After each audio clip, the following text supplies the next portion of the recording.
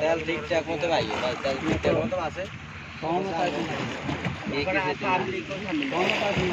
তেল মানুষ আর একটু সস্তা রেটে কিনতে পারতো আমি দোকানদাররা যারা তো তেল বিক্রি মানে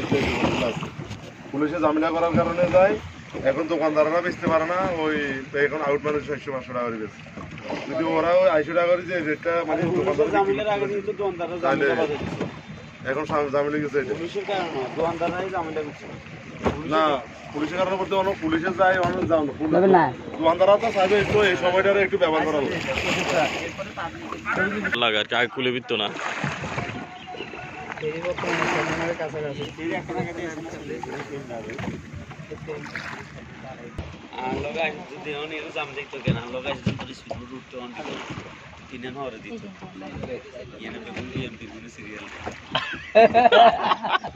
ওই যে হান্নান মাসুদের ছবি আছে তো সেদিন